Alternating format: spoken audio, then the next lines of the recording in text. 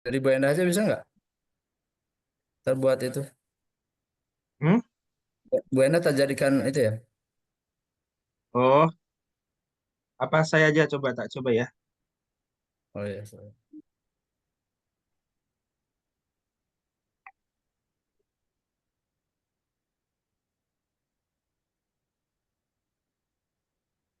Udah jadi konsep. Iya, bentar. Mohon maaf.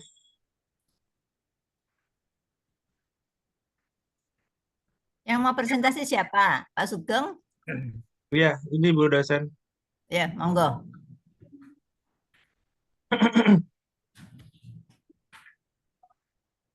Udah kelihatan ya, Bu sekalian? Sudah, Pak sudah. Baik. Sudah. Baik, Bismillahirrahmanirrahim. Assalamualaikum warahmatullahi wabarakatuh. Waalaikumsalam warahmatullahi wabarakatuh. Alhamdulillahirabbil alamin. Wassalatu wassalamu ala asrofil anbiya wal mursalin. Nabiyina Muhammadin wa ala alihi wa sahbihi ajma'in wa man tabi'ahum bi ihsanin ila yaumiddin amma ba'd. Yang terhormat, yang kami hormati Profesor Dr. Insinyur Ifah Budiningsih selaku dosen pengampu dari mata kuliah Teknologi Kinerja dalam Pendidikan, dan yang kami hormati pula, yang kami banggakan, yang kami cintai karena Allah, rekan-rekan mahasiswa Magister Teknologi Pendidikan Universitas Islam Asy-Syafi'iyah yang alhamdulillah kita bersyukur kita dapat berkumpul lagi hari ini secara daring ya, dan semoga di awal perkuliahan ini kita mulai dengan doa apa yang nanti kita pelajari di hari ini dapat bermanfaat bagi kita dan bagi kaum muslimin pada umumnya. Baik, Bapak Ibu sekalian, perkenankan kami dari eh, kelompok 4 ya, yang terdiri dari Bapak Iwan Setiawan, kemudian Pak Muhammad Soleh, kemudian Bu Ragil Agustina Triani, kemudian Pak Arif Abdurrahman, kemudian saya sendiri Sugeng Haryanto dan Bu Endah Kurniawati ingin menyampaikan presentasi dengan judul Teknologi Kinerja Blended Learning. Baik, Bapak Ibu sekalian, tentu kinerja merupakan sebuah representasi mengenai tingkat pencapaian pelaksanaan suatu program kegiatan atau kebijakan dalam mewujudkan sasaran, tujuan, visi, dan misi organisasi yang dituangkan melalui perencanaan strategi suatu organisasi. Dan perkembangan teknologi saat ini tentu membutuhkan ya suatu kinerja yang adaptif ya, yang bisa beradaptasi dengan perkembangan tersebut. Dan salah satu pembelajaran ataupun pembelajaran yang bisa digunakan dalam kinerja ini adalah pembelajaran berbasis blended learning. Dan ini telah menjadi fenomena yang mendefinisikan era pendidikan saat ini karena blended learning ini menggabungkan kekuatan metode pembelajaran tradisional dengan kemajuan teknologi. Oleh karena itu, Bapak Ibu sekalian, dalam presentasi ini insya Allah kami akan sampaikan beberapa hal. Yang pertama terkait dengan konsep dasar blended learning, kemudian model-model blended learning, kemudian bagaimana cara memilih model blended learning, kemudian bagaimana langkah-langkah merancang pembelajaran blended learning, bagaimana peran teknologi dalam blended learning, bagaimana apa platform atau aplikasi yang mendukung dalam pembelajaran blended learning, bagaimana implementasi, kemudian apa tantangan dan solusi dalam implementasi Sama Pak tersebut, itu, sama Pak itu, sama Pak serta itu, iya, dikeluarin nggak? Oh, tadi udah. Ada yang bocor nih. Oh, Om Idris belum ngeluarin, masih nyala lampunya. Oh, ya Allah, Bu Nani kali ya. Bu Nani, nanti Bu Nani deh. siapa ya? Di Ya, mute dulu, sudah, Bu. sudah. Sudah, Ya, sudah. sudah ya. Baik. Dan yang terakhir terkait dengan evaluasi dari implementasi blended learning ini. Baik, untuk selanjutnya kami serahkan kepada Pak Iwan Setiawan untuk melanjutkan presentasi berikutnya. Silakan, Pak Iwan. Baik, Assalamualaikum warahmatullahi wabarakatuh. Terima kasih pada Pak Geng dan mohon izin kepada Bu dosen serta rekan-rekan sekalian untuk menyampaikan beberapa bahasan ya terkait dengan blended learning.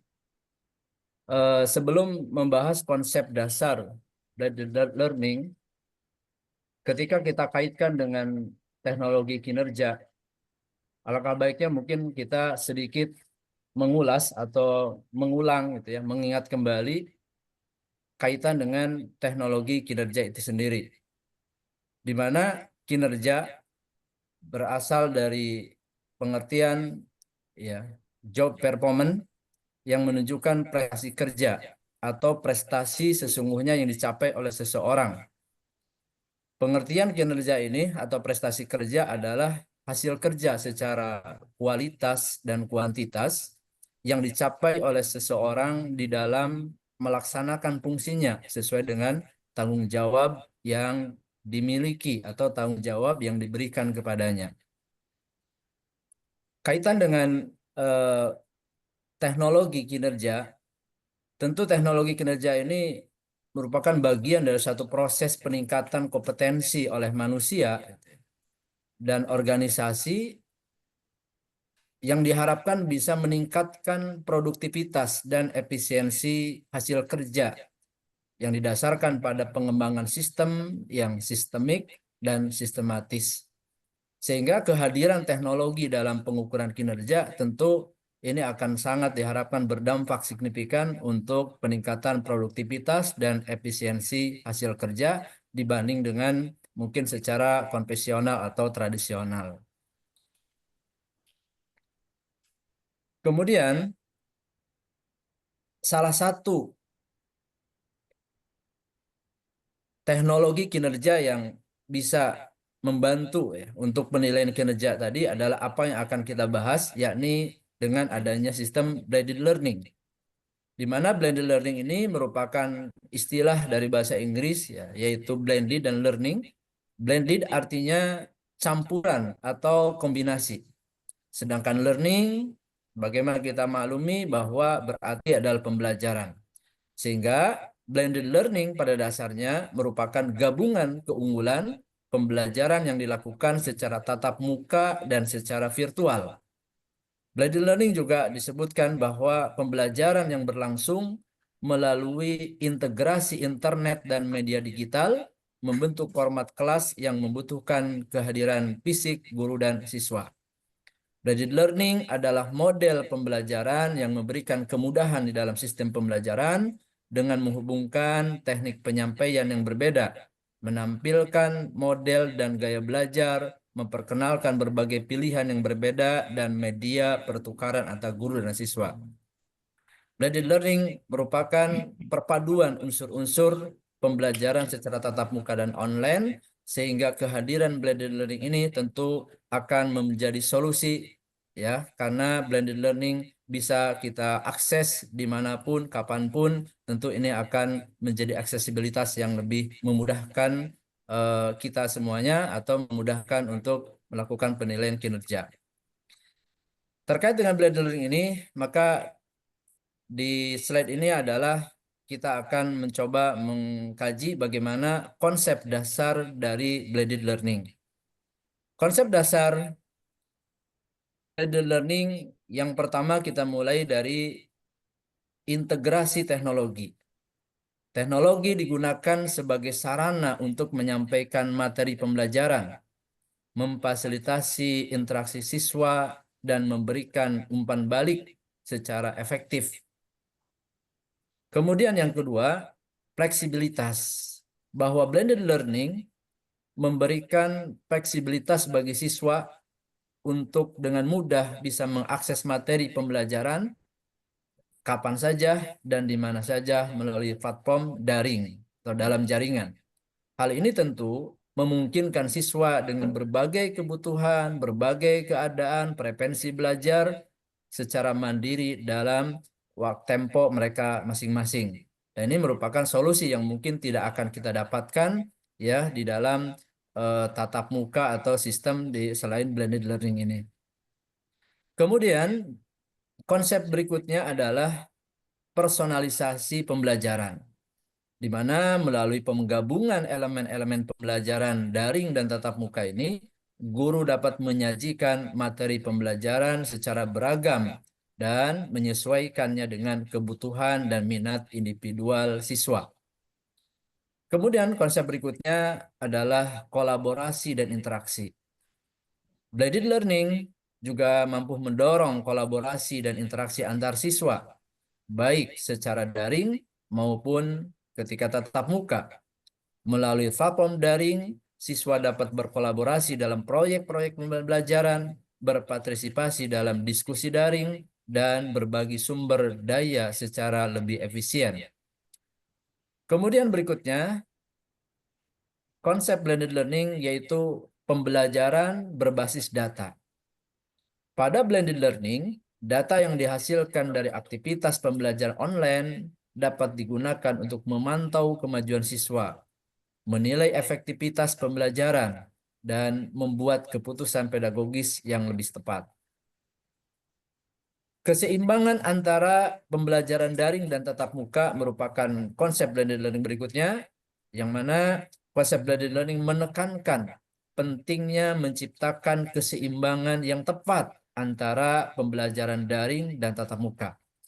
Hal ini tentu melibatkan pemilihan model blended learning yang sesuai dengan tujuan pembelajaran, sesuai dengan kebutuhan siswa, dan juga tidak kalah pentingnya pemilihan tersebut kita sesuaikan dengan konteks pembelajaran, konteks pendidikan yang kita berikan. Kemudian berikutnya, konsep blended learning yang bisa kami sajikan dalam kesempatan ini yang terakhir adalah evaluasi dan refleksi berkelanjutan, di mana blended learning mendorong evaluasi dan refleksi berkelanjutan terhadap praktik pembelajaran. Guru perlu terus memantau dan mengevaluasi efektivitas pembelajaran tersebut, serta melakukan penyesuaian-penyesuaian yang diperlukan untuk meningkatkan pengalaman dalam proses pembelajaran siswa. Itu barangkali terkait dengan konsep-konsep dasar blended learning. Kemudian, berikutnya kita masuk pembahasan model-model blended learning, di mana tadi kita sangat perlu untuk memilih model yang tepat, yang mana disesuaikan dengan kebutuhan, sesuaikan dengan karakteristik konteks pendidikan yang kita berikan. Maka di sini ada beberapa alternatif ya, ada beberapa pilihan. Nah, tentu yang tidak kami sajikan mungkin bisa lebih kita gali lagi, kita eksplorasi lagi. Namun karena keterbatasan kemampuan dan waktu, mungkin hanya beberapa model yang akan kami sajikan dalam presentasi kali ini. Yang pertama adalah rotasi stasiun. Pada model ini, siswa berputar di antara berbagai stasiun pembelajaran, termasuk stasiun pembelajaran daring dan tatap muka. Setiap stasiun mungkin menawarkan jenis aktivitas atau konten pembelajaran yang berbeda, seperti stasiun pembelajaran online untuk membaca artikel, stasiun tatap muka untuk diskusi kelompok, atau stasiun praktikum untuk eksperimen. Mungkin kalau dalam tatap muka gambarannya adalah model sentra gitu. Jadi beberapa kelompok itu berbeda materinya, berbeda cara pembelajarannya, dan seperti gambarannya seperti itu. Namun ini lebih kepada blended, artinya online gitu ya. Kemudian yang B adalah rotasi laboratorium. Model ini mirip dengan yang pertama, tetapi fokusnya lebih pada penggunaan laboratorium atau fasilitas praktikum di sekolah. Siswa akan berputar di antara stasiun-stasiun yang berbeda di laboratorium untuk melakukan eksperimen atau proyek praktikum, sementara mendapatkan panduan dan bimbingan dari guru. Dan alhamdulillah ya saat ini lab-lab virtual pun sudah banyak yang bisa kita pergunakan untuk membantu memudahkan proses pembelajaran yang mana membutuhkan fasilitas berupa lab.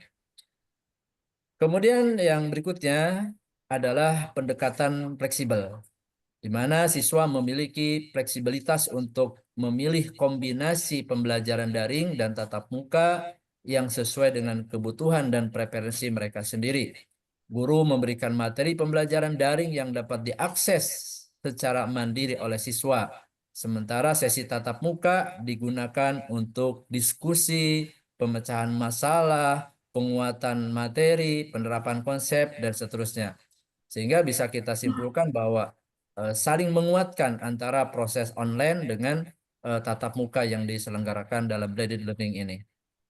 Kemudian berikutnya adalah model lab in rotation. Model ini menggunakan elemen rotasi stasiun dengan fokus khusus pada laboratorium atau aktivitas praktikum.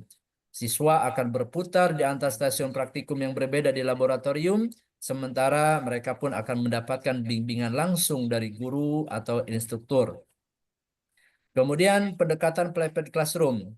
Siswa diberi materi pembelajaran secara daring di luar kelas, misalnya dalam bentuk video atau bacaan online, sebelum sesi tatap muka yang membahas materi tersebut.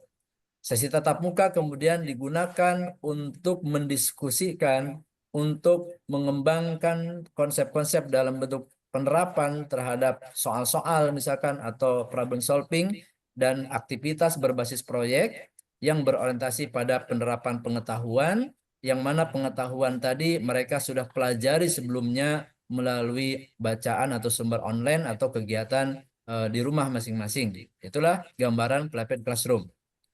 Kemudian model berikutnya adalah à la carte. Model ini memberi siswa kontrol yang lebih besar ya atas proses pembelajaran mereka dengan memberikan pilihan untuk memilih berbagai jenis aktivitas pembelajaran dan cara belajar, baik itu secara daring maupun tatap muka. Dan model yang terakhir yang bisa kami sajikan adalah model tandem, di mana pembelajaran daring dan tatap muka berjalan secara paralel dan saling mendukung. Gambarannya misalnya materi pembelajaran daring digunakan untuk memperkenalkan konsep, sementara sesi tatap muka digunakan untuk mendiskusikan konsep tersebut lebih jauh atau lebih mendalam, dan penerapan pengetahuan dalam konteks-konteks yang relevan.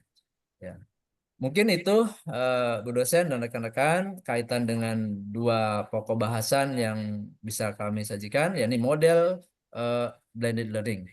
Berikutnya kami kembalikan ke Pak Sugeng sebagai moderator. Silakan. Baik, terima kasih Pak Iwan atas penyampaiannya. Kita lanjutkan untuk slide selanjutnya oleh Pak Soleh. Silakan Pak Soleh untuk melanjutkan. Ya, terima kasih Pak Sugeng. Para teman sekalian, saya akan melanjutkan presentasi tentang cara memilih model dalam blended learning. Pemilihan model blended learning yang sesuai tujuan pembelajaran sangat penting untuk mencapai hasil pembelajaran yang efektif. Beberapa pertimbangan yang dapat membantu dalam memilih model yang tepat, di antaranya adalah yang pertama, sesuaikan dengan tujuan pembelajaran. Identifikasi tujuan pembelajaran yang ingin dicapai, apakah tujuan tersebut adalah memperkenalkan konsep baru, mendorong interaksi antar siswa, atau mengembangkan keterampilan praktis, dan model harus selaras dengan tujuan pembelajaran yang ditetapkan. Selanjutnya, cara memilihnya itu kebutuhan dan karakter siswa. Pertimbangkan kebutuhan minat dan keterampilan siswa dan memilih model blended learning.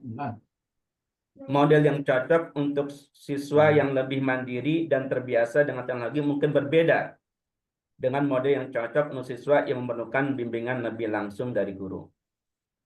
Selanjutnya, konteks pembelajaran. Perhatikan konteks pendidikan, termasuk ketersediaan infrastruktur teknologi, jumlah siswa dalam kelas, dan waktu yang tersedia untuk pembelajaran. Model yang membutuhkan banyak peralatan atau fasilitas teknologi mungkin tidak cocok jika sumber daya terbatas. Selanjutnya, fleksibilitas dan adopsi guru. Evaluasi tingkat fleksibilitas dan kesiapan guru dalam mengadopsi model blended learning tertentu. Model yang membutuhkan perubahan besar dalam metode pengajaran atau lagi mungkin memerlukan waktu dan dukungan tambahan untuk diimplementasikan dengan sukses. Selanjutnya, kesesuaian dengan materi pembelajaran. Pertimbangkan jenis materi pembelajaran yang akan diajarkan. Misalnya model Private Classroom mungkin lebih cocok untuk materi ini dipelajari secara mandiri. Sementara model Lab in Motion cocok untuk materi yang memerlukan eksperimen praktis. Selanjutnya yang tidak kalah pentingnya adalah evaluasi dan umpan balik. Pertimbangkan kemampuan model blended learning dalam memberikan umpan balik dan evaluasi terhadap pembelajaran siswa. Model yang memungkinkan guru untuk secara efisien memantau pembelajaran siswa dan memberikan umpan balik yang terukur mungkin lebih diinginkan. Selanjutnya yang tidak kalah penting adalah faktor-faktor pendukung lainnya. Selain pertimbangan di atas, perhatikan faktor pendukung lainnya seperti anggaran, dukungan administrasi, dan kebutuhan pengembangan personal guru dan memilih model blended learning yang sesuai. Melalui pertimbangan semua faktor secara cermat, maka dapat dipilih model blended learning yang paling sesuai dengan tim pembelajaran, kebutuhan siswa, dan konteks pendidikan yang spesifik. Selanjutnya, Pak Sugeng, selanjutnya. Selanjutnya adalah langkah-langkah merancang pelajaran blended learning. Merancang blended learning memerlukan perencanaan yang matang dan strategis untuk memastikan penggabungan yang efektif antara pembelajaran daring dan tatap muka. Berikut langkah-langkah merancang pelajaran blended learning. Yang pertama adalah identifikasi tujuan pembelajaran. Tentukan tujuan pembelajaran yang ingin dicapai dengan jelas. Apa yang ingin siswa capai setelah menyelesaikan pembelajaran? Tujuan harus spesifik, terukur, dapat dicapai, relevan, dan berbatas waktu. Selanjutnya yang langkah yang kedua adalah pilih model blended learning yang tepat. Berdasarkan tujuan pembelajaran, kebutuhan siswa, dan konteks pendidikan, pilih model blended learning yang paling sesuai. Pertimbangkan kelebihan dan kekurangan masing-masing model, serta bagaimana model dapat mendukung pencapaian tujuan pembelajaran. Langkah selanjutnya adalah desain kurikulum. Rancang kurikulum yang mencakup materi pembelajaran, aktivitas pembelajaran, dan penilaian yang sesuai dengan model blended learning yang dipilih. Atur urutan pembelajaran dan tentukan bagaimana waktu akan dialokasikan antara pembelajaran daring dan tatap muka. Langkah selanjutnya adalah pengembangan materi pembelajaran. Buat materi pembelajaran yang sesuai dengan tujuan pembelajaran dan kebutuhan siswa. Materi bisa berupa video pembelajaran, bahan bacaan, simulasi, atau sumber daya multimedia lainnya. Pastikan materi tersebut dapat diakses secara online dan mudah dipahami oleh siswa. Selanjutnya, langkah selanjutnya adalah integrasi teknologi. Pilih dan siapkan platform atau alat teknologi yang akan digunakan dalam pembelajaran daring. Pastikan platformnya tersebut mudah diakses oleh siswa dan mendukung interaksi dan kolaborasi antara siswa dan guru. Langkah selanjutnya adalah rencanakan sesi tatap muka tentu atas apa yang akan dilakukan dalam sesi tatap muka. Pertimbangkan bagaimana akses tersebut akan mendukung pembelajaran siswa dengan memperkuat materi disampaikan secara daring. Selanjutnya adalah persiapkan materi dan sumber daya. Persiapkan semua materi pembelajaran dan sumber daya yang dibutuhkan untuk pembelajaran daring dan tatap muka. Pastikan materi tersebut mudah diakses dan tersedia tepat waktu bagi siswa. Langkah selanjutnya adalah komunikasi dan kolaborasi. Sampaikan informasi kepada siswa dan orang tua tentang rencana pelajaran blended learning, termasuk jadwal, tugas, dan harapan pembelajaran. Buat saluran komunikasi yang efektif oleh siswa, guru, dan orang tua untuk mendukung kolaborasi dan koordinasi. Langkah saja yang tidak kalah pentingnya adalah evaluasi dan pemantauan. Tentukan metode evaluasi yang akan digunakan untuk mengukur pencapaian tujuan pembelajaran. Selain itu, lakukan pemantauan terus-menerus terhadap kemajuan siswa dan pembelajaran secara keseluruhan. langkah terakhir adalah refleksi dan penyesuaian. Setelah melaksanakan pembelajaran, refleksi proses dan hasilnya, identifikasi apa yang berhasil dan apa yang perlu diperbaiki. Gunakan hasil refleksi tersebut untuk melakukan penyesuaian pada desain pelaksanaan pembelajaran learning di masa mendatang. Kesimpulannya, berdasarkan angka di atas, maka dapat dirancang dan diimplementasikan pembelajaran blended learning yang efektif dan memenuhi kebutuhan siswa terhadap tujuan pembelajaran yang ditetapkan. Selanjutnya, peran teknologi dan dalam blended learning, Pak Sugeng. Baik, terima kasih Pak Soleh atas pemaparannya. Untuk slide selanjutnya tentang topik peran teknologi dalam blended learning akan dilanjutkan oleh Bu Ragil. Kepada Bu Ragil kami persilakan.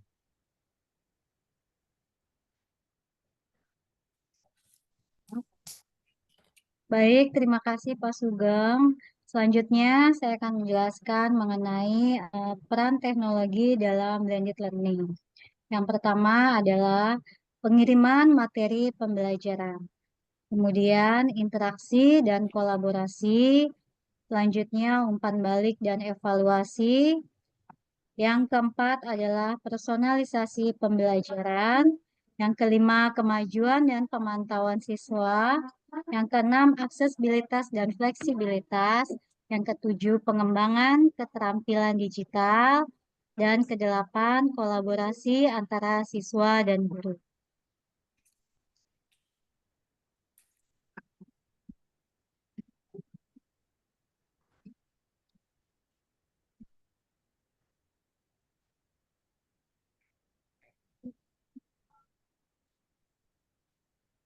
Selanjutnya mengenai platform dan aplikasi pendukung dalam blended learning, di mana terdapat LMS atau Learning Management System, yaitu contohnya Moodle, Canvas, dan Blackboard. Ada juga video conferencing dan webinar platform, yaitu contohnya Zoom, Google Meet, dan Microsoft Teams. Selanjutnya kolaborasi dan productivity tools, yaitu contohnya Google Workspace, Microsoft Office 365. Selanjutnya content creation tools, yaitu Adobe Creative Cloud dan Canva. Yang terakhir adalah assessment and feedback tools, yaitu Kahoot dan Padlet.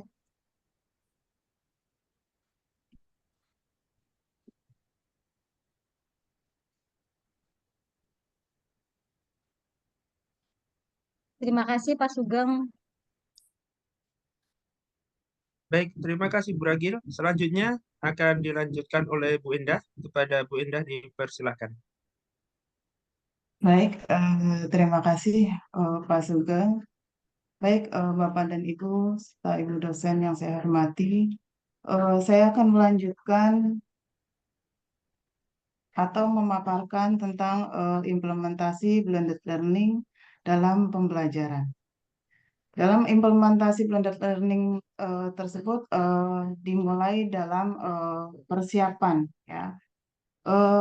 Implementasi blended learning dalam pembelajaran dimulai dengan tahapan persiapan, yaitu berupa persiapan fisik terkait sarana dan prasarana pendukung serta kesiapan mental dari guru dan siswa dalam melaksanakan blended learning dalam kegiatan pembelajaran. Kemudian dilanjutkan dengan pelaksanaan. Tahapan pelaksanaan pembelajaran blended learning di kelas membutuhkan perencanaan yang matang dan pendekatan yang terintegrasi antara pembelajaran daring dan tatap muka.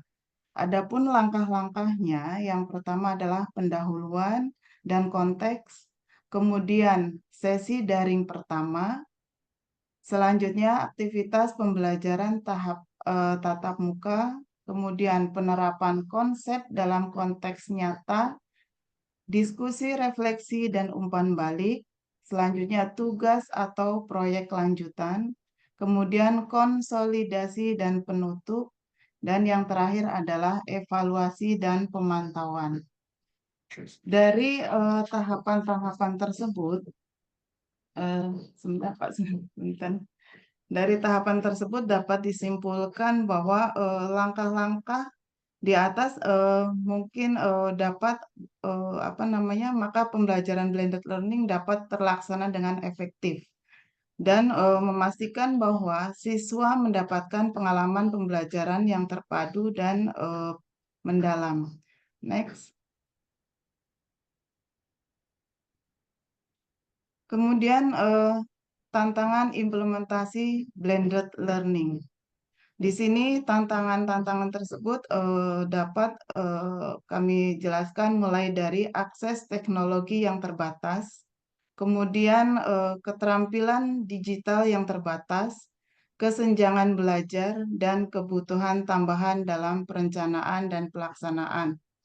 Mengimplementasikan blended learning dapat memberikan banyak manfaat, tetapi dapat juga terdapat tantangan tertentu. Dan tantangan-tantangan tersebut yaitu tadi yang sudah saya sebutkan, bahwa yang pertama akses teknologi yang terbatas. Karena tidak semua siswa memiliki akses yang sama terhadap perangkat dan koneksi internet yang diperlukan untuk pembelajaran daring. Keterbatasan akses teknologi merupakan salah satu tantangan yang dihadapi dalam memastikan kesetaraan akses terhadap pendidikan. Ini dapat mempengaruhi kemampuan siswa untuk mengakses sumber daya pendidikan online, mengikuti pembelajaran jarak jauh, dan mengembangkan keterampilan digital yang penting untuk masa depan. Kemudian, keterampilan digital yang terbatas. Di sini tantangan tersebut dapat mempengaruhi siswa atau guru mungkin memiliki keterampilan digital yang terbatas, sehingga sulit untuk mengoperasikan platform dan alat teknologi. Kemudian keterampilan digital yang terbatas terjadi tantangan serius dalam era di mana teknologi, informasi, dan komunikasi semakin mendominasi berbagai aspek kehidupan. Tantangan selanjutnya yaitu kesenjangan belajar. Blended learning dapat meningkatkan kesenjangan belajar jika tidak semua siswa dapat mengikuti pembelajaran dengan efektif, baik secara daring maupun tatap muka. Kesenjangan belajar merujuk pada perbedaan dalam pencapaian akademik atau keterampilan antara siswa yang berbeda. Faktor-faktor seperti latar belakang sosial ekonomi, lingkungan keluarga, akses terhadap sumber daya pendidik individu dapat berkontribusi pada kesenjangan belajar. Tantangan berikutnya yaitu kebutuhan tambahan dalam perencanaan dan pelaksanaan. Mengintegrasikan pembelajaran daring dan tatap muka memerlukan perencanaan dan persiapan tambahan yang dapat menjadi beban tambahan bagi guru. Kebutuhan tambahan dalam perencanaan dan pelaksanaan pendidikan bisa bermacam-macam, mulai dari dukungan tambahan untuk siswa dengan kebutuhan khusus sehingga pengembangan kurikulum yang inklusif. Melalui penerapan strategi atau kegiatan tersebut, diharapkan pendidikan dapat menjadi lebih efektif dan responsif terhadap kebutuhan beragam siswa, memastikan bahwa setiap siswa memiliki kesempatan secara setara untuk belajar dan berkembang. Demikian Pak Sugeng, terima kasih. Baik, terima kasih Bu Endah atas penyampaiannya. Untuk selanjutnya akan saya lanjutkan bahwa di dalam penerapan platform blended learning ini di dalam kinerja tentu salah satu hal terpenting adalah terkait adanya evaluasi dan pemantauan dalam implementasi blended learning ini. Dan keberhasilan pembelajaran melalui blended learning dapat dijalankan evaluasi dengan beberapa hal berikut. Yang pertama adalah dengan metode evaluasi pembelajaran blended learning.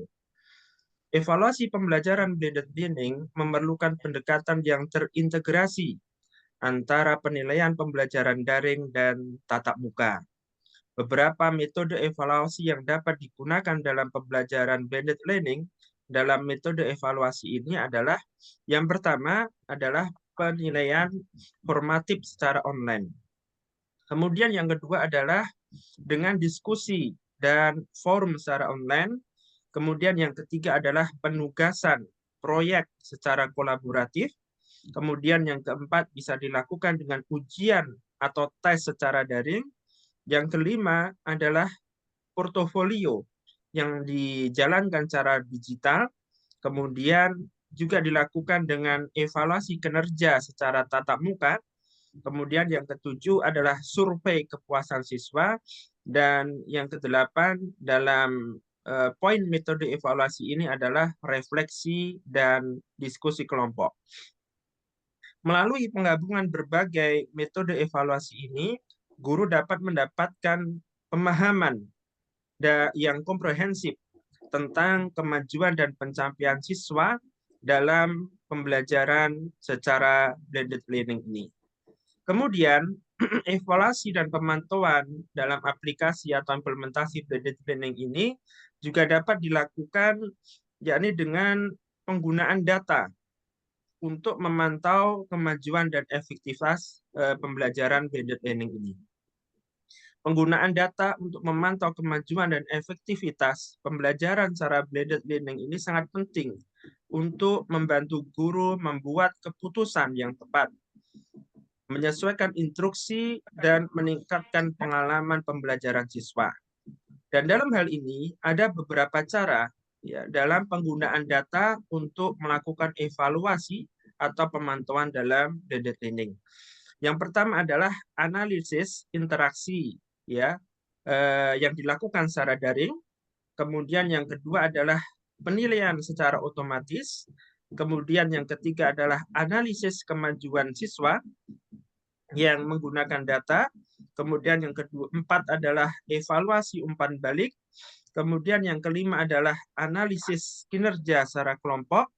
Kemudian yang keenam evaluasi efektivitas instruksi. Kemudian yang ketujuh adalah pemantauan kehadiran dan partisipasi.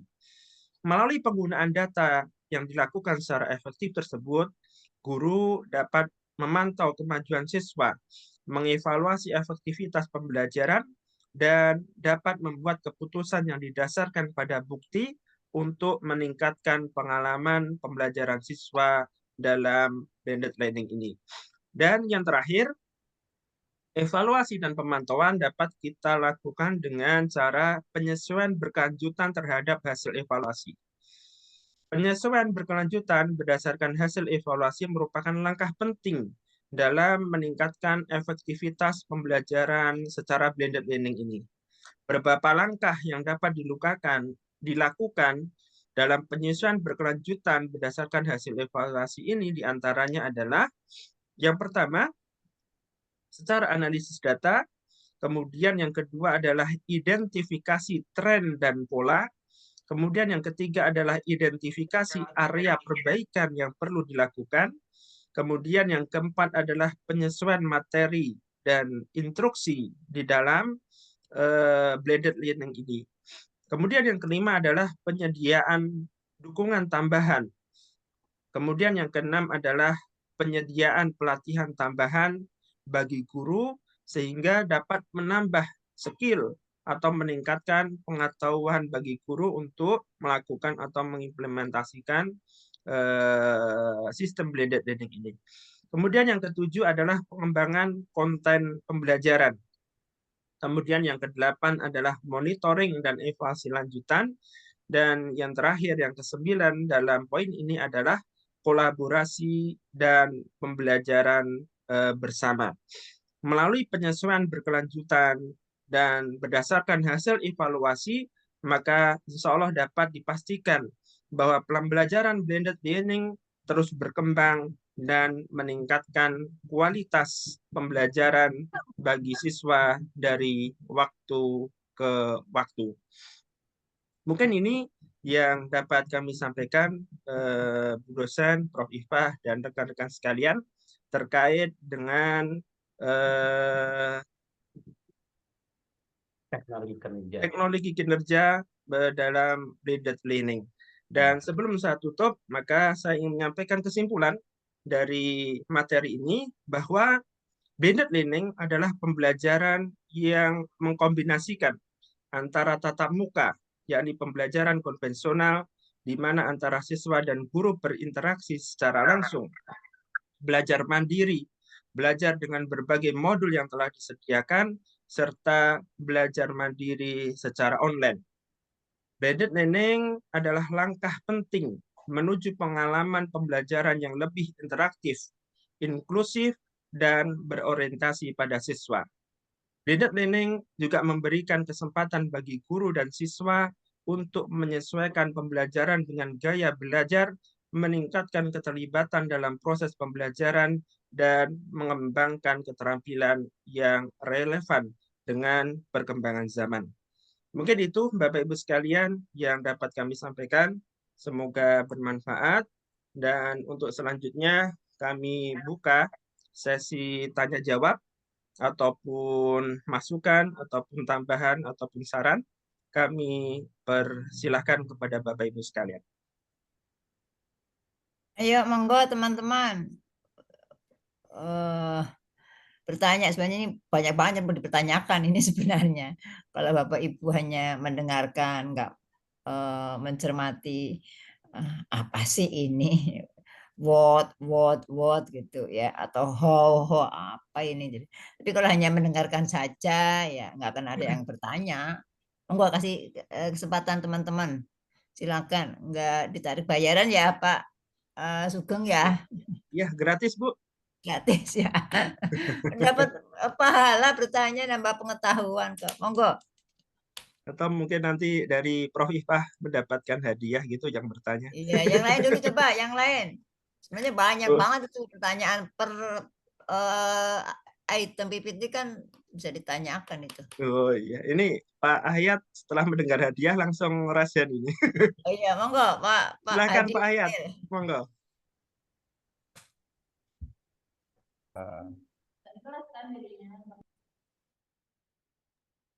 Monggo Pak Hayat, silakan. Oh, Pak Hadi Ismail.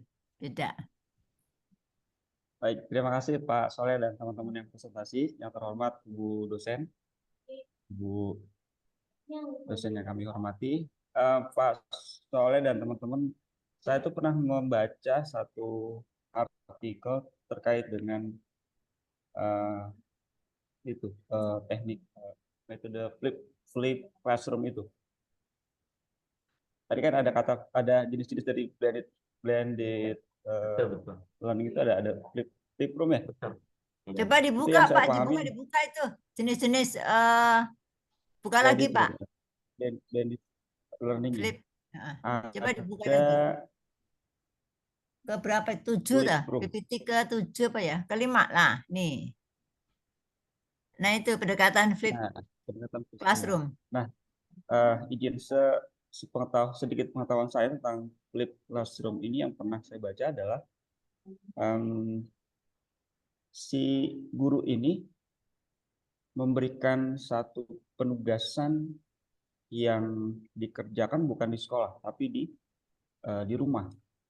Nah, si siswa itu mengerjakan tugas biasanya based on project seperti itu. Nah, kemudian setelah mereka mengerjakan di rumah, si guru itu pada saat mereka kembali ke sekolah atau ke kelas itu si guru itu kembali mengulas atau kembali mempelajari materi atau tugas yang diberikan di rumah. Jadi intinya flip classroom itu adalah flip itu kan terbalik. Nah, jadi penugasannya itu adanya di rumah. Belajarnya di rumah. Kemudian di sekolah itu atau di kelas itu si teacher itu hanya kembali mereview materi tersebut. Yang menjadi bahan pertanyaan saya atau bisa didiskusikan sama teman-teman di presentasi ini. Pak Soleh dan teman-teman bisa nggak kasih satu contoh konkret yang bisa kita ketahui bersama di sini terkait dengan pendekatan flip classroom tersebut. Tadi memang saya hanya sedikit memahaminya, mungkin Pak Sugeng dan teman-teman bisa memberikan penjelasan lebih apa namanya lebih lengkap lagi, dan bisa diberikan apa contoh yang mungkin bisa kita ketahui sama-sama yang ada di proses KBM seperti itu. Demikian Pak Sugeng dan teman-teman, apakah pertanyaan saya bisa dipahami, Pak? Ya, Bisa Pak insya Tris. Allah Bisa, Pak. bisa Pak Ayat. Jadi Pak Ayat pengen contoh yang konkret gitu ya. Iya, Betul. baik. Baik, terima kasih Pak Ayat. Insya Allah. Terima kasih Pak Soleh dan teman-teman. Pak Sugeng, Assalamualaikum warahmatullahi wabarakatuh. Waalaikumsalam warahmatullahi wabarakatuh. Silahkan yang lainnya, kita buka 3 dulu ya. Setelah Pak Ayat, silahkan. Ada yang lain? Bisa Ya raise udah, hand. satu aja jawab dulu, satu. Nanti nyusul Oh, barangkali. satu dulu. Baik. Baik, kita langsung tanggapi terkait dengan pertanyaan dari Pak Hayat. Silahkan dari Pak Iwan, Pak Soleh, Bu Ragil, atau Bu Endah untuk bisa memberikan contoh terkait dengan pembelajaran flipped classroom tersebut. Silahkan. Saya mungkin Pak Sugeng ya mencoba menjawab pertanyaan Pak Hayat. Monggo. Ya, terima kasih Pak Hayat. Semoga tambah berkah karena bertanya gitu ya. Ya langsung aja ya. Mungkin di kesempatan yang baik ini saya kasih contoh yang mudah aja ya. Jadi kan tadi Pak Hayat kalau tidak salah mengurai bahwa dikasih tugas di rumah, tapi nanti ketika di sekolah akan dibahas kembali kayak gitu ya. Benar Pak Hayat? Ya, sepaham saya sekilas pada saat itu. Iya. Jadi ya contoh saya kasih gampang aja. Kebetulan saya mengajar materi Quran hadis ya. Kadang-kadang ya ini mungkin sependek pengetahuan saya kalau mengambil istilahnya Pak Ikhwan gitu ya. Ya saya kasih tugas kepada anak-anak dengan tugas yang pertama misalnya coba anak-anak sekalian besok kamu cari satu ayat Al-Quran yang mengandung hukum ikhfa hakiki gitu. Ya, ikhfa hakiki dalam surah misalkan dalam juz 30 begitu misalnya nanti kamu cari dan sudah kamu cari nanti ketika di sekolah ya coba kamu praktekkan. Nah, ketika mereka di sekolah ini mempraktekannya tidak pas dan sebagainya, maka di situ juga kami akan mereview kembali. Oh, begini loh, bacaan yang benar seperti itu. Ya, kada seperti itu. Itu contoh, mungkin contoh sederhananya kali Pak Ayat gitu ya. Ya, kada seperti itu. Ya.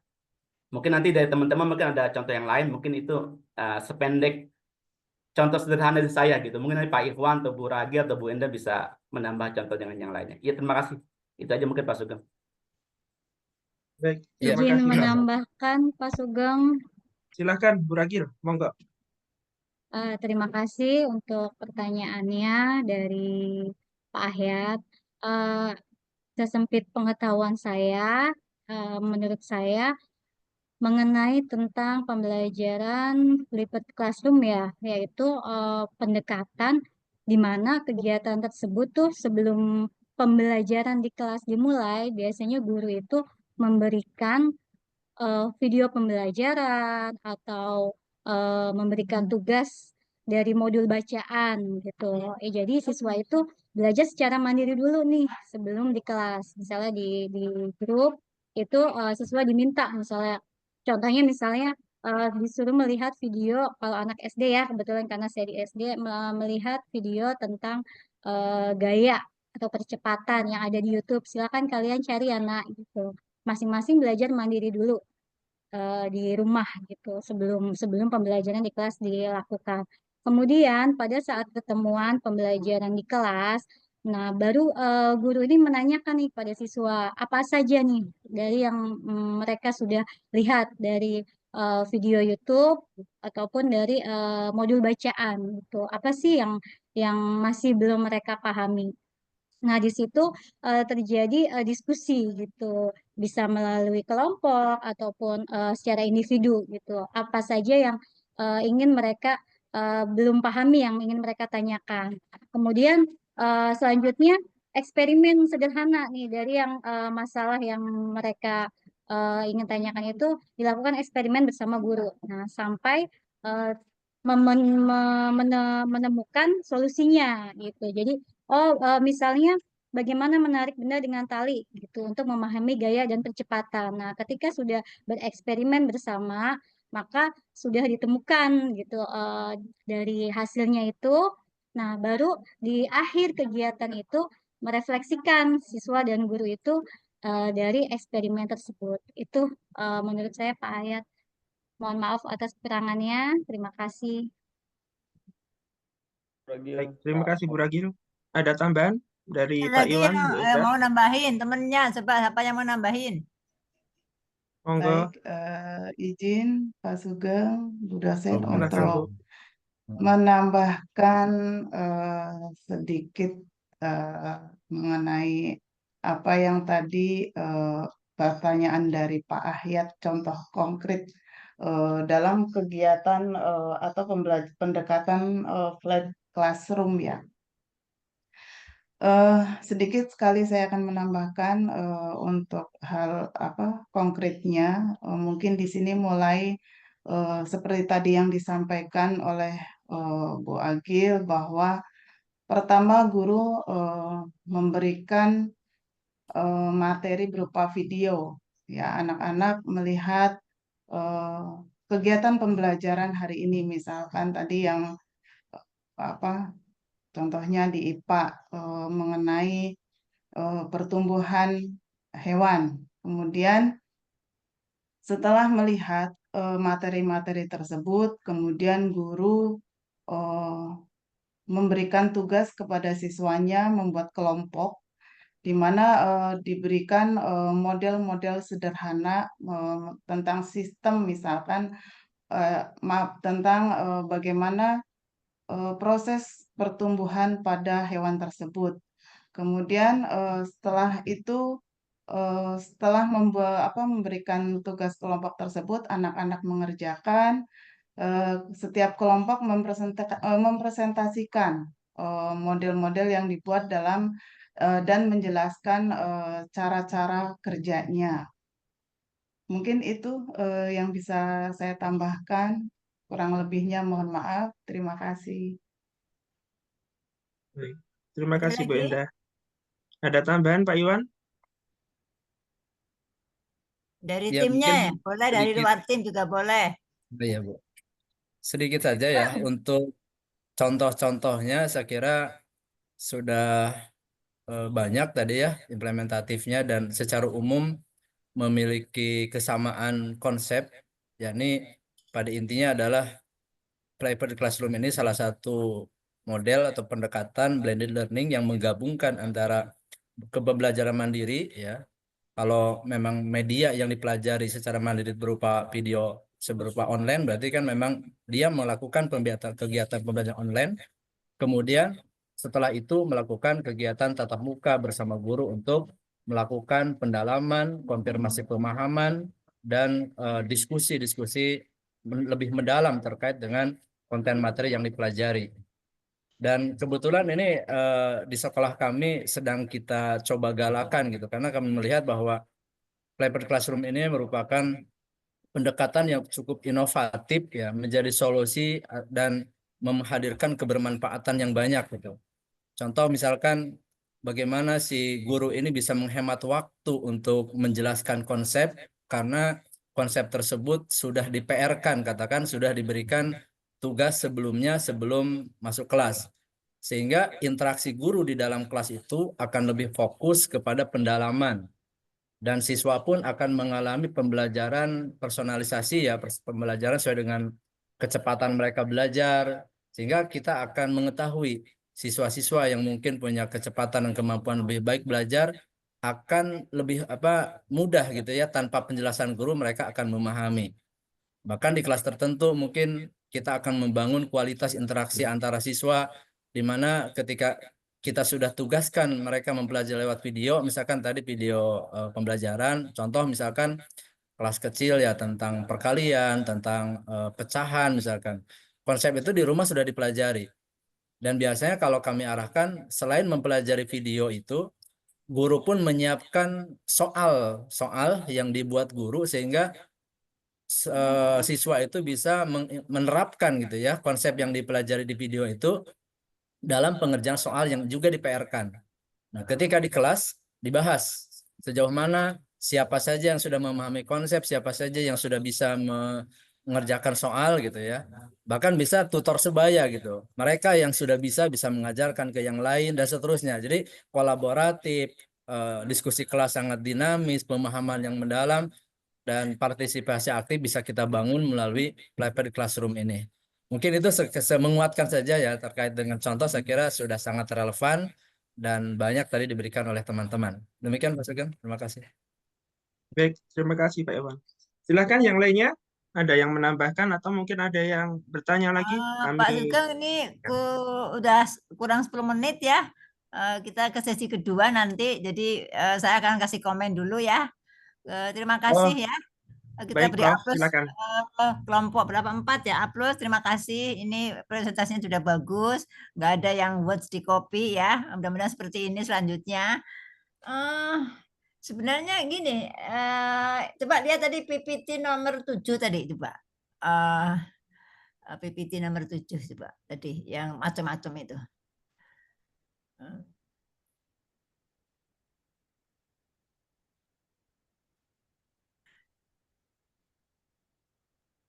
Nah, ini sebenarnya tadi pertanyaannya Pak Hayat itu bagus ya. Coba nomor 7 tadi. Contoh 7 dulu. 7. Nah, ini kan harusnya kan diceritakan contoh konkret gitu ya. Memang ini kan sebenarnya pengiriman materi pelajaran konkretnya kayak apa sih? Jadi gini, ini kan blended learning campuran antara tatap muka dan online gitu ya. Flipped Bukan tadi ini mana? kayaknya. Bukan itu tadi, bukan ini. 7 nomor berapa? Yang model kayaknya Pak. Nah itu bukan itu. Nah ini nih model yang bawah. Nah, ya model-model. Ini kan ya. jenisnya ini. Pendekatan flip ini flip classroom dari dulu juga ada. Apa sih flip dilempar classroom dilempar gitu loh. Maksudnya classroom nggak di kelas tapi tugas gitu loh. Zaman dulu sudah ada. Benar nggak nih Pak Iwan? Benar Belum, Bu. betul, Jadi belum. udah Benar, ada. Cuma Jadi namanya aja ini Bu yang jadi modern. tapi misalnya ke perpustakaan gitu kan, kelompok perpustakaan, terus pengamatan apa bisa diskusikan. Jadi nggak pakai digital. Nah, ini kan blended ini campuran antara tatap muka dan digital online. Jadi tadi ada Bu Ragi itu bener tuh. Tapi ya contoh pertama itu enggak pas apa tadi pertama itu yang belajar Al-Qur'an tadi. Siapa? Pak siapa? Pas soalnya Bu. Nah, itu bukan blended itu, enggak ada digitalnya itu. Baca Al-Qur'an terus diskusikan di kelas. Itu bukan blended itu. Jadi bukan contoh yang pas sesuai dengan era blended learning.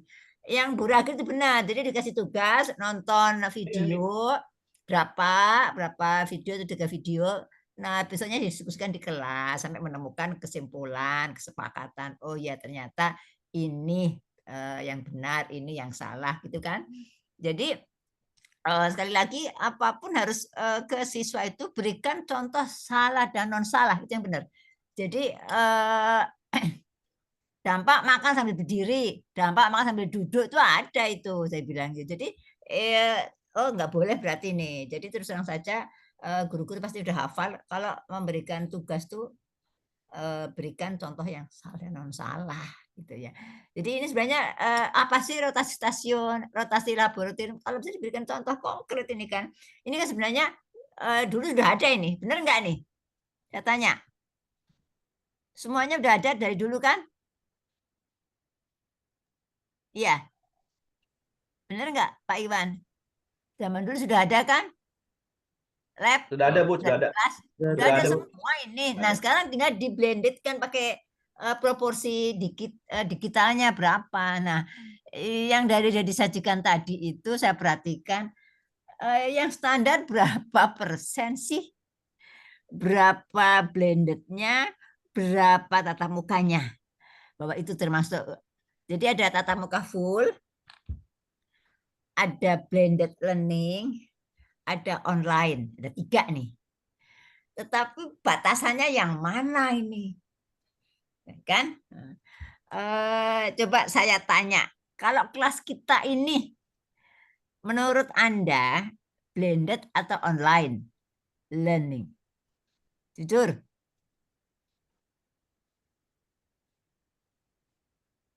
Kayaknya online, Bu. Online, Eh? Prof. Online, Bu. Online kan? Iya, Online. online. Nah, padahal online itu tidak dibolehkan bagi suatu PTS yang belum unggul.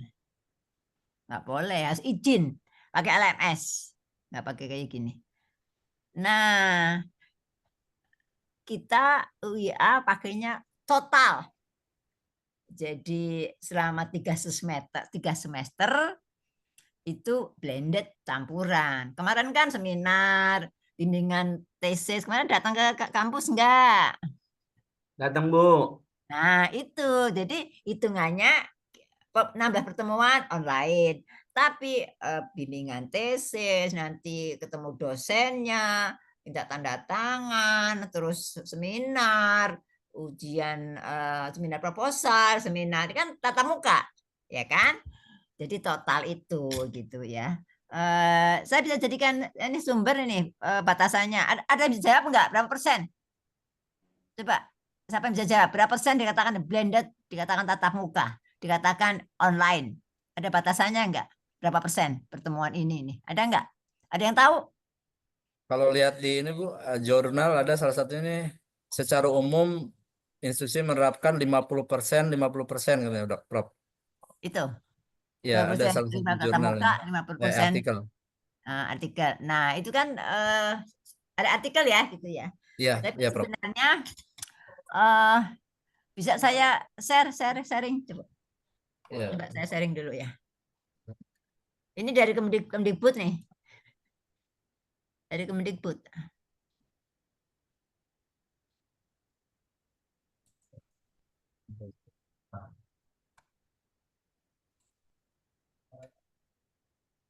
Terlihat nggak? Udah terlihat? Ya, Terlihat, Bu. Prof. Ini dari Kemdikbud nih. Oke ya. Jadi kalau 0%, ini kan tatap muka sama daring. Daring itu kan online. Sebelah kiri online, ini tatap muka. 0% daringnya. Itu perguruan tanpa menggunakan teknologi online, namanya tatap muka, gitu kan. Kemudian 1-29% terfasilitasi jaringan web. Jadi ini tadi kan termasuk bauran campuran ya. Jadi ini campuran dan tidak campuran. Ini perkuliahan yang dilaksanakan berbasis teknologi jejaring, terutama hal-hal dianggap penting sebagai tambahan untuk memperkuat fasilitasi pembelajaran secara tatap muka. Contohnya menggunakan web page untuk meletakkan RPS, materi pembelajaran dan tugas-tugas. Ini namanya web and chat. Nah, yang blended ini nih 30-79%. Tadi yang dikatakan Pak Iwan betul. Masing-masing universitas 50-50 gitulah. Nah, kalau UIA pakainya yang ini. Oh iya. Ya, jadi mungkin lebih dari kita kan online ya, JPA-nya mungkin sama lah, atau mungkin lebih kecil online-nya, banyak tatap muka kan. Anda nanti sidang apa? Sidang tesis dengan dosen bimbingan selama 1 semester bolak-balik sejam gitu. Mungkin ya sekitar 40 tatap muka, 60-nya yang online. Ya, jadi sekitarnya antara 30-79. Jadi tadi Pak Iwan tuh masuk. Jadi monggo masing-masing Anda bisa hitung aja berapa JPL tatap muka selama kuliah. Jadi selama kuliah kalau UIA pakainya. Ya, jadi yang kuliah yang kuliah itu termasuk online, tapi yang lainnya kayak kemarin bimbingan itu dianggap totalnya. Jadi blended learning-nya itu totalnya, bukan hanya pertemuannya saja. Nah, kalau di atas 80% daring namanya. Jadi coba hitung Anda kalau bukan 100% ya, 80-100% itu termasuk daring. Nah, kita yang pakai yang ini. Jadi ini dari Kemdikbud ini, batasan dari Kemdikbud. Jadi rata-rata ya anggap aja 50-50 itu separuh-separuh ya. Nah, terkait dengan tadi itu kurikulum, coba PPT nomor 10 coba. Jadi ini saya terus dulu ya. Coba PPT yang 10 tadi. Ada integrasi teknologi gitu. Coba ada. Buka lagi PPT-nya. Yang ke-10 Pak ya, tadi saya lihat yang ingin saya tanyakan.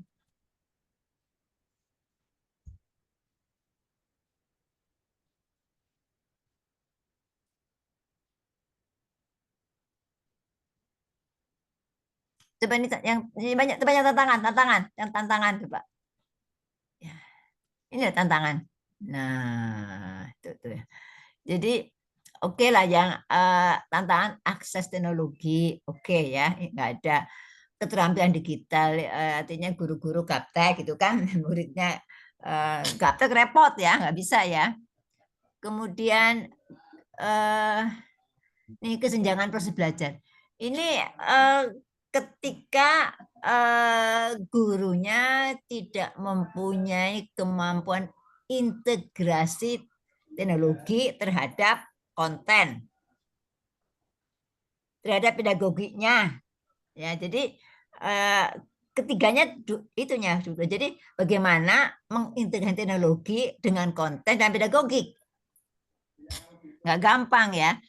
Kalau materinya matematik, perhitungan segala macam, itu mengintegrasikan teknologi dengan kontennya dan pedagogiknya. Pedagoginya kan latihan, ya kan? Benar nggak? Latihan. Kalau matematika harus latihan, eksperimen. Kemudian kontennya kan matematik, penambahan, ini. Bagaimana dengan teknologi itu ya? Jadi mungkin kasih PR, kasih PR via web atau apa, terus dibaca, dikerjakan, bisa dikumpulkan itu. Jadi campuran ya. Jadi kemampuan dosen guru mengintegrasikan ini konten, ini belajar Al-Quran ini. Kemudian kontennya Al-Quran, pedagoginya bagaimana, teknologinya bagaimana gitu, atau dengarkan Ustadz Hadi, catat, ringkas, presentasikan. Nah itu udah blended itu, besok paginya blended. Jadi flip termasuk flip ya, flip classroom, dikasih tugas, dengarkan ceramah Ustadz Hadi tentang zakat, cari di YouTube kan gitu kan. YouTube Ustadz Hadi tentang zakat keluar itu ya. Jadi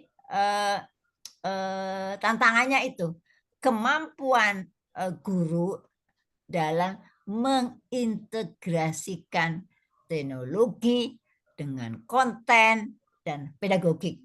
Nggak gampang ya. Jadi itu yang harus kreasinya luar biasa itu. Masing-masing guru harus punya itu, dan itu personal banget dan perlu latihan gitu ya, nggak mudah ya. Itu tantangannya. Tapi rata-rata kalau guru sekarang udah jago-jago ya mengintegrasikannya, bagaimana mengintegrasikan materi apapun bisa dengan pedagoginya seperti apa gitu. Apakah metodenya diskusi, metode permainan gitu ya, dan sebagainya gitu, banyak macamnya gitu ya. Game itu juga masuk permainan, game online itu kan bisa juga untuk menjadi pedagogi matematik ya. Jadi gunakan game-game terus bisa dikumpulkan atau diskusi di kelas pakai flipped classroom. Oke. Jadi TIPEK. Apa tuh TIPEK? Tahu nggak TIPEK? Siapa yang udah tahu TIPEK?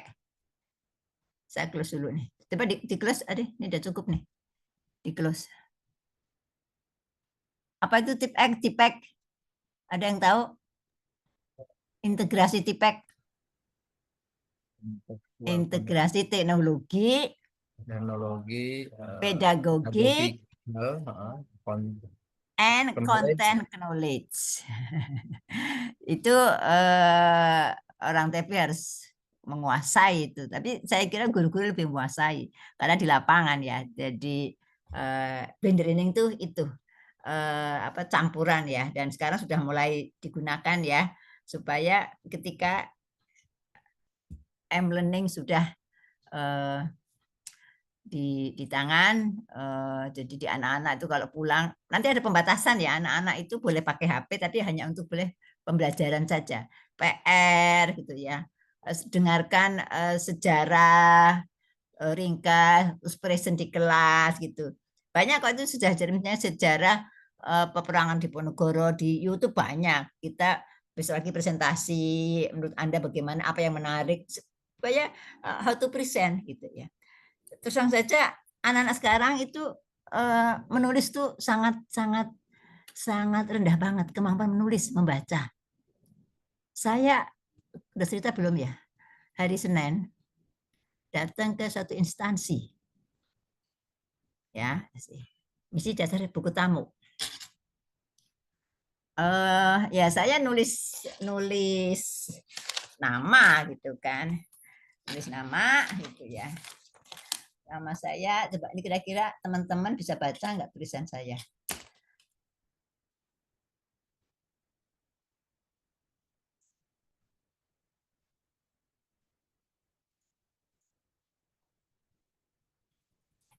Kebaca nggak, kelihatan nggak nih? Coba. Nggak kelihatan ya?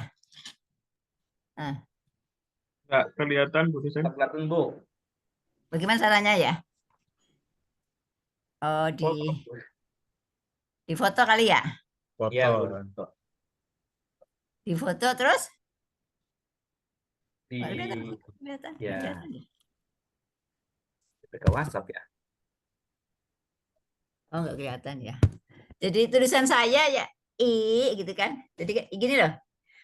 Kalau zaman dulu kan yang beli di buku kan ada A gini ya. A kecil gitu kan. Ada kan? A kecil gini. Ya. Nah, saya menulis nama saya resepsionis tanya, ini huruf apa? Kaget saya. I begini, Iva, F-nya begini, Ya, A, H, B-nya U, Budiningsnya gini, D. Jadi gitu kan, kalau D saya kan D besar begini kan, ya kan? D besar. Ada D kecil kan yang begini tuh. Jadi saya nulis nama I. Kalau I ada yang begini kan, ada I titik, ada yang gini. Ya.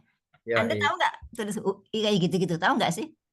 Anak-anak. I besar tapi kayak model tulisan apa sambung gitu ya Bu ya? Iya, kan dulu kan ada Iya, A, iya. begini Tegak A, sambung. gini kan A ya. Iya, Ada yang Prof. gini A, gini zaman dulu halus. Nah, zaman dulu tuh. Nah, saya nulis nama saya pakai gini I, terus F, gini ya, gini. F kecil. Anak itu nggak tahu ini huruf apa, Bu. Teng. Saya tanya, Anda lahir tahun berapa? 2006. Gen Z. Lah, nggak tahu Anda itu huruf apa. Nggak bisa baca. Kan mau ketemu bosnya, ada tamu, saya mau nyumbang. Sampai kamu nggak tahu, bingung dia. Ya udah, sampaikan bosnya, saya pulang. Saya sedih sekali. Tapi saya kasih uangnya, ini saya nyumbang. Nggak usah pakai kwitansi, karena Anda nggak bisa baca tulisan saya siapa. Nah, hasil survei, hasil penelitian di BRIN, anak-anak Gen Z banyak di PHK. Ada surveinya, ada penelitiannya. Karena literasinya nol terhadap huruf, menulis. Menyedihkan ya. Saya nggak tahu nih guru bahasa Indonesianya ngajarinya seperti apa itu. Ya, huruf yang F kan gini F. Tahu nggak sih gini kan? Kalau F gede kan gini. Ya kan? Kemudian kalau itu yang di karton-karton yang beli itu ada A kecil gitu kan. Anak TK tentu saya juga belajarnya itu. Ini huruf apa waktu masuk kelas 4 5 ibunya ngajarin. Ini A besar, A kecil. F kan gini, F kecil kan gini. Seret gitu kan. Seret gitu kan. Ya kan. Ini anak Gen Z nggak paham. Sedih nggak? Coba bayangkan kalau ada 10 kantor kayak gitu. Lama-lama juga orang kayaknya ini tamu. Saya itu sudah berkali-kali nyumbang sejak tahun 2000 berapa 11 ke kantor itu. Kok nanya ini tulisannya apa, Bu? Saya tuh ini orang bagaimana? Harusnya kan nggak ke saya dong. Bisik-bisik ke bawah kan, ke belakang. Ini siapa namanya? Kan gitu kan? Etikanya. Nanya ke saya, Ibu ini siapa namanya, Bu? Bahasanya apa, Bu, hurufnya, Bu? Saya segini nih. Malu. Ini saya guru soalnya. Saya ngajarnya bagaimana sih ini saya? Kok masa F double aja nggak ngerti. Bahasanya bagaimana? Gen Z. Generasi Z. Ini hanya sharing aja. Mohon nanti ada guru bahasa Indonesia nih. Anak-anaknya nggak semua memang. Mungkin pas ketemu orang kayak gitu. Tapi kalau hanya baca huruf masa sih segoblok-gobloknya orang ya bacalah. Masa nggak ngerti hanya baca. Sudah 2006. Jadi 2006 itu sekarang berapa? 19 tahun. Ya. Nah, ini contoh ditanya ibu kota Semarang mana? IKN jawabannya. 5 kali 5 kali 7 nggak ngerti. Berapa ya? 7 kali 8 nggak paham. Jadi itu kebanyakan kalau diajari itu kebanyakan nonton apa ya? TikTok, nggak pernah belajar apa bagaimana anak-anak sekarang ya. Tapi anak zaman dulu enggak. Jadi ada kelebihannya ada kekurangan. Anak sekarang lebih cepat mengakses teknologi, tetapi literasinya baik matematik, pengetahuan, pemahaman tentang dunia itu jauh kalah dengan generasi berikutnya. Tapi kalau akses apa aja cepat, coba gosen, wah cepat banget itu apa-apa ininya apa ya, literasi teknologinya cepat. Tapi kalau untuk pengetahuannya berat ya, kurang maaf aja gitu ya, yang udah eranya ya. Oke, terima kasih. Jadi mohon maaf aja ada tambahan dari saya, tapi ini penting, kalian kan guru-guru semuanya. Coba dicek dong yang guru bahasa Indonesianya, coba dicek tulisan paham nggak? Ini huruf apa yang ini ulangi lagi kayak TK, paham nggak? Coba jangan sampai sudah lulus, saya nggak nanya kamu lulusan SMP mana, SMA mana, nggak saya tanya. Nanti kalau tanya kan malu saya juga kan, itu kan misalnya ternyata di antara kalian Wong di Bekasi kok itu. Paling yang di antara Bekasi Jakarta Timur sekolahnya. Saya nggak tanya, kamu sekolah di mana? Nggak saya tanya, cuman dia lulusan tahun 2000, lahir tahun 2006. Oke, sudah ada hasil penelitian loh. Gen Z banyak di PHK karena mempunyai literasi matematiknya jauh, literasi soft skill-nya juga rendah, nggak sopan gitu ya, etikanya gitu. Anak-anak yang cium tangan itu kalau sudah biasakan, kalau enggak juga susah gitu. Ketemu orang tua cium tangan, jadi tidak duduk manis jegang gitu. Ada orang tua datang, orang tua temennya datang pasti jemput cium tangan gitu ya. Itu perlu dididik di sekolah-sekolah. Oke, monggo kita tutup sesi pertama. Sesi kedua siapa? Kelompok. Jadi makasih ya sesi Pak Sugeng dan tim ya. Baik. Nanti di-share di forum. Berikutnya baik. Kelompok kelima. Kami tutup dulu Bu ya. Ya, tutup dulu. Baik, terima kasih kepada rekan-rekan satu kelompok, Pak Yuban, Bu Ragil, Pak Soleh, Bu Endah, Pak Arif yang telah menyampaikan presentasinya.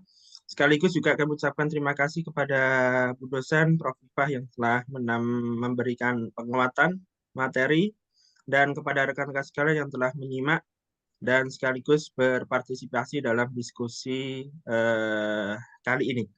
Untuk dari kami, kelompok 4, kami akhiri, kami tutup, dan kami serahkan kepada kelompok 5. Kepada kelompok 5, kami persilahkan. Terima kasih. Assalamualaikum warahmatullahi wabarakatuh. Waalaikumsalam warahmatullahi wabarakatuh. Terima kasih.